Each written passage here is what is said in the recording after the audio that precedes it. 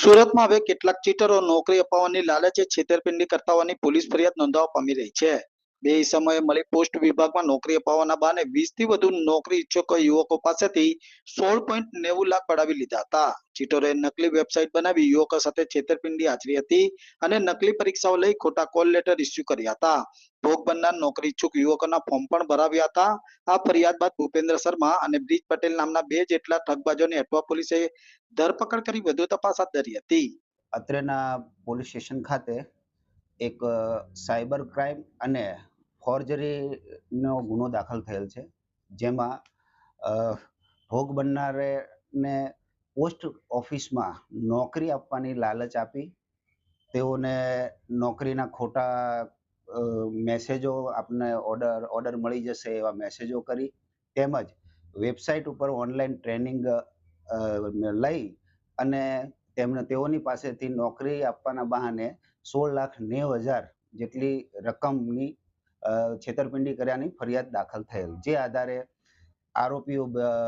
બે આરોપીઓ છે હાલ બ્રિજ અને ભૂપેન્દ્ર।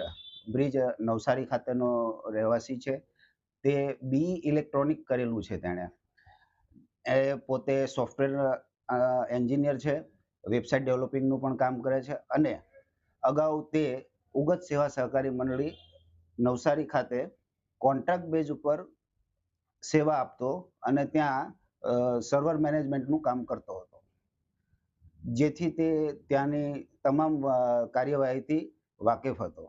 ત્યારબાદ તેણે ભૂપેન્દ્ર શર્મા જે અત્રેના પોસ્ટ વિસ્તારમાં રહે છે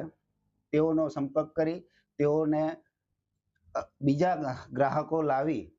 અને કમિશન પેટે તેમને રાખેલા અને પોસ્ટમાં નોકરી વાંચુને શોધી અને તેઓની પાસેથી પૈસા લઈ અને નોકરી અપાવશે તેવી લાલચ અપાવવાનું જણાવેલું, જેથી બંને ભેગા મળી અત્રે 3 જેટલા ફરિયાદીઓ આવેલા, જેઓનો આધારે ગુનો દાખલ કરેલ છે અને તપાસ દરમિયાન બીજા અન્ય 12 જણા ભોગ બનનાર જણાઈ આવેલ છે, જે ટોટલ હાલ 44,40,000 જેટલું ચીટિંગની રકમ સામેલ આવી છે। હજી પણ વધુ આમાં ભોગ બનનાર હોવાની શક્યતા જણાયેલ છે।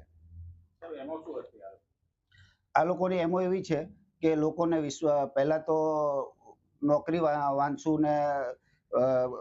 બોલાવી તેઓની પાસેથી ડોક્યુમેન્ટ લઈ તેઓને સમજાવવા કે ભાઈ આ રીતે અમે અમારી બહુ મોટા અધિકારીઓ જોડે પોસ્ટમાં ઓળખાણ છે અને અમારી ઓળખાણ થકી તમને નોકરી તુરંત મળી જશે અને તેઓને પ્રોસેસ સમજાવતા કે ઓનલાઈન એક્ઝામ થશે, ટ્રેનિંગ થશે, તમને રેગ્યુલર મેસેજ એના આવશે, તમને ખ્યાલ આવી જશે કે ભાઈ અમે અમારી ઓળખાણ છે એટલે તમે પાસ થઈ જશો અને તમને નોકરી 100% મળી જશે। જે વિશ્વાસ અપાવવા માટે તેઓ ઉગત સેવા સહકારી મંડળીનું જે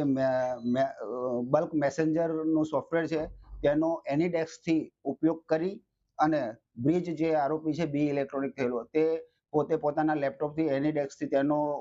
એક્સેસ મેળવી અને બલ્કમાં મેસેજ કરતો અને એમાં લખતો કે ગુજ પોસ્ટમાં આપની નોકરી, આપનો ઓર્ડર થઈ ગયેલ છે વગેરે અલગ અલગ સમયે વિશ્વાસ અપાવવા માટે મેસેજ સેન્ડ કરતો।